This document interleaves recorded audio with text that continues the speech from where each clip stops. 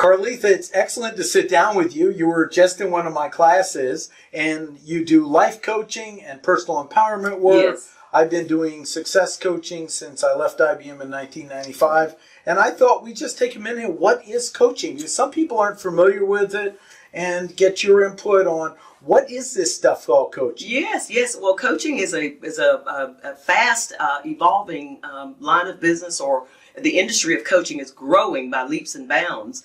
And the way that I like to explain what coaching is to people is it's certainly not counseling, it's not therapy, it's not an employee assistance program, but it is more designed to be where the coach or the person who is guiding comes alongside a person who is seeking. You have a goal, the coachee or the client has a goal, and the coach comes alongside to help pull out the greatness in that individual that's already there. It's almost like latent greatness. And the person many times is stuck. They have this idea, they have this goal, they have this aspiration, but they just don't know what steps to take. They don't know how to get from plan A to plan Z, which is the ultimate goal. And the coach can come along through a series of questions, a series of discussions. The wonderful thing about coaching is that it doesn't have to be a face-to-face engagement, physically face-to-face.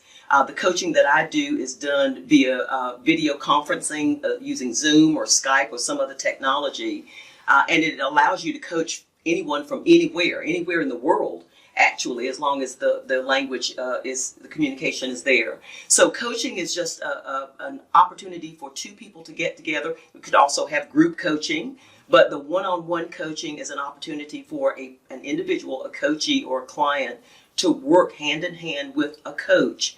As they come alongside each other, the coach provides guidance, the coach provides structure, the coach provides accountability as an accountability partner, and the coach also provides celebration.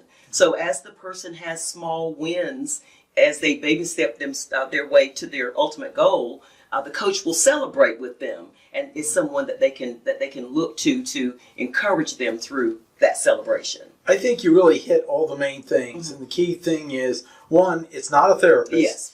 We aren't licensed to do it, so we don't want to do it. Exactly. And the other thing is accountability. Yes. And the other thing is you're paying us, yes, so our job is your success. Yes. If we're not generating results, it's not like trauma therapy that can take some real time and work, and you can't always move forward. My view is if we're not moving forward, we're not doing our job. Exactly. We're not being effective. Accountable, results-driven type activity, and that's why I like it so much.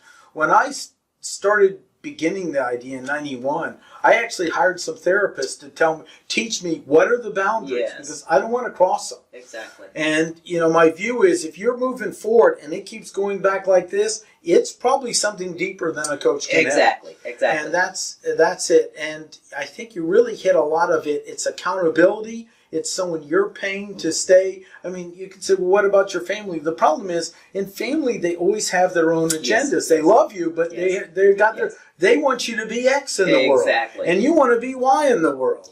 And a coach's job is to really get measurable results in the real world. And, if you're at the edge and go, well, I have faith, I'm going to jump. You go, we need to make sure we have a parachute. Exactly. Or we need to make sure it's grounded in reality. Or, exactly. I call it calculated risk, not reckless risk. And you hit on a really good point as well, in that the goals that we're working toward is the individual's goals, not the individual should not be working toward what their family wants them to do, but the whole point is to get at what is it that's driving you, what is it that is that desire. I was at a meeting a couple of days ago, and it was just like the day was built around people expressing themselves about how they're actually experiencing their dream. And I heard on more than one occasion, I have always wanted to do X, or I have always desired to do Y. And now those people are beginning to walk in the manifestation of that, and their lives are so much more fulfilled in that they're doing these things that many for a long time in their life that they've desired to do. So that's really what the coach is going to do, is work with you to help you to get to where you want to go. It's not the coach's goals. It's not what, Right. like I said, what the family wants you to do, but it's those goals and those aspirations that you have. Many times you suppress them because of what I call the daily grind. You had to do what you had to do. Yeah. But in the back of your mind and deep down in your heart, you really wanted to pursue some other avenue. And the coach will certainly come along with you. I'm remembering some of the early times on this, and we want buy-in from the family. Exactly. So it's not excluding that. Exactly. It's just let's develop the ideas, and sometimes you need to get some results with the ideas, then you bring it back to the family. Because then they'll go, oh, you really are that. Yeah, exactly. I remember when I started, I worked at IBM, then I built a PC support business, then I sold it to a guy and said I would sell it to you at a discount if you allowed me to coach you, because he didn't know what it was. Right. And I needed his guaranteed success. Yes. And a great guy, he's now retiring from it, and I think he's passing it on, but he would for years say, now if that coaching stuff doesn't work out, let me know. I go, didn't I help you with this? He goes, oh yeah, I built my business off it. So it takes a while to understand this is it. And that we need to be results driven. It's not PhD driven. It's results driven. Exactly. And one of the favorite stories is I met up with a guy that was a co-op student with me at IBM, and he said back then I was there was no coaching training in '91, right. And he said. Back then, he says, now, do all co-op students have to set goals like this? Because at launch, we were mapping his future. Well, his future was to own a radio station. Well, now he's a real expert in internet security. And years later, I got up and I figured it failed. And he goes, no, it didn't. I pursued the idea of my dream enough to know that's not what I really wanted. Yes. And it opened up the idea of the network security, which he's quite a master in. Yeah. And so that's the thing. That is an amazing thing to because you, like you're saying, you may have an idea or a goal or an aspiration, but once you really start digging into it and get a structured approach to dealing with it, you may discover that, no, it's not what I thought it was. One other thing I wanted to mention, too, is that even though I coach individuals and can do some group coaching as well, and I'm sure you had that experience as well, for a small business who may have employees that need some coaching, then I am also able to come in and work with the employees, because many small businesses can't afford the large enterprises who do corporate coaching. So I can certainly work with small businesses as well if they have employees who need, because my background is in human resources. Right. And I also have a master's in biblical counseling, but my career has been in human resources, and so through that I am able to partner those skills with my coaching certification skills, so that if someone has a small business and they have employees who need some coaching or who need some guidance or some direction, that I am certainly able to work in that environment as well. The great thing about coaching is there is no competition, because someone will go, okay, I want to work with her, or I want to work with him. We want to create enough content out there so they get what's the right match for them. Yes. And I'm sure you're the same. I interview people, and if I can't see success with them, I have no business working with them. Exactly. I'll go, I'm not the right person for this. I'll never say I don't believe it'll happen. Right. Who am I to know? Right. They want to be on Mars in 2 years. I just don't know how to coach you there. Right. But someone else might. Yes. And I think that's the exciting thing to meet other coaches is we really don't have competition. You are exactly right. And actually, I know other coaches, and certainly we collaborate to a certain extent. But yes, every coach is not able to work with every potential client. Yeah.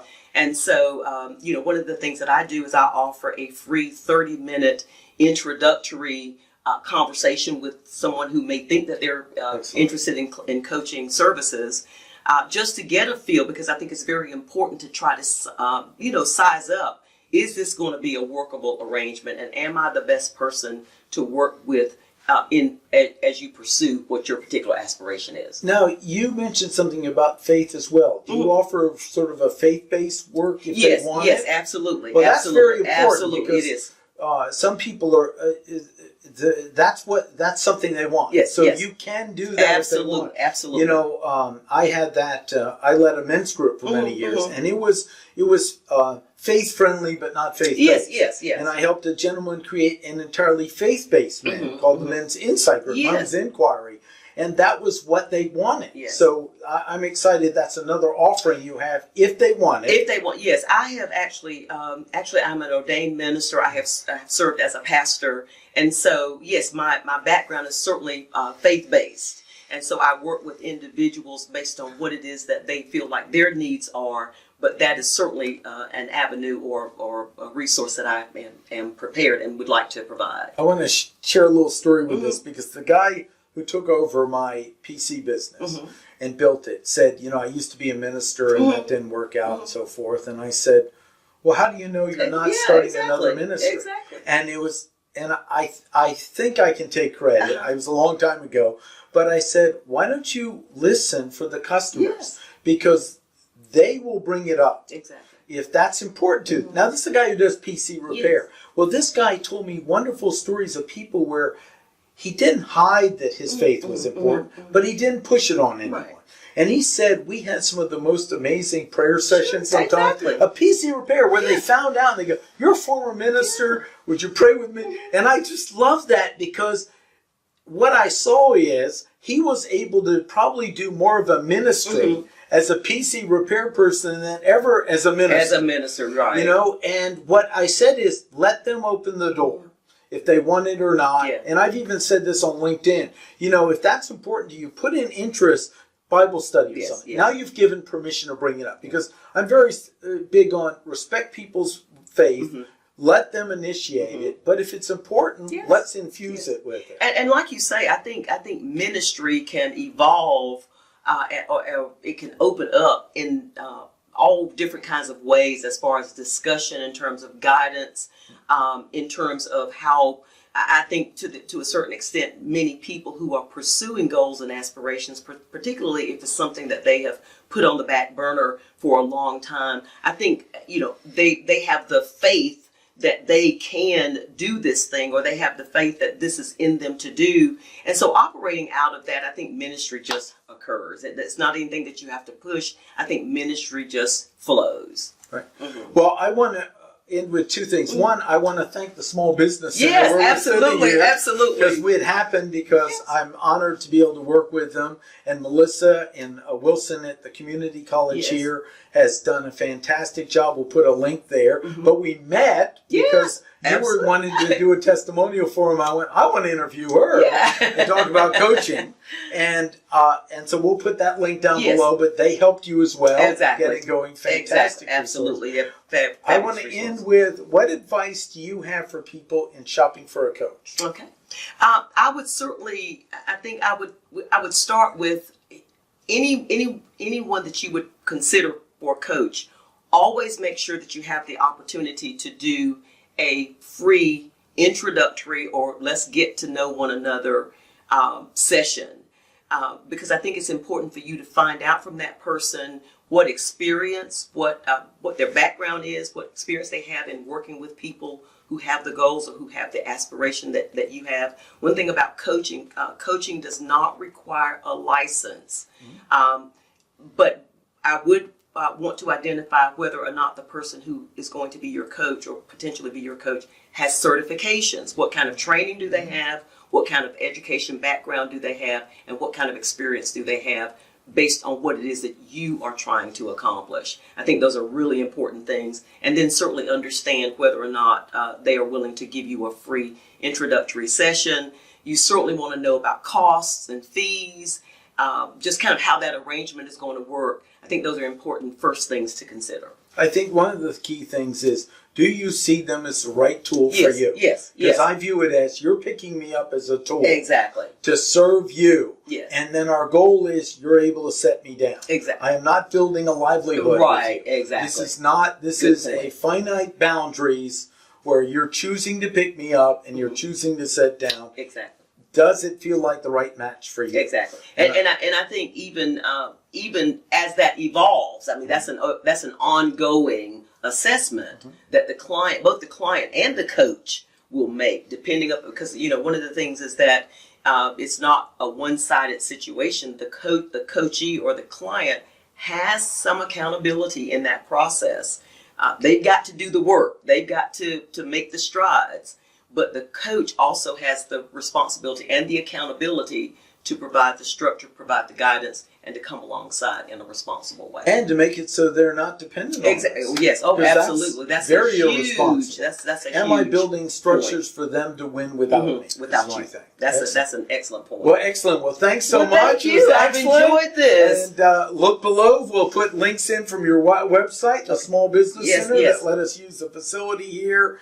And I just so excited. This impromptu is excellent on what is life coaching and success coaching, just a little bit to give a sample of. Yes, exactly. So it's great. Thanks, folks, for watching. Look forward to have your comments. Like and share this. Please do.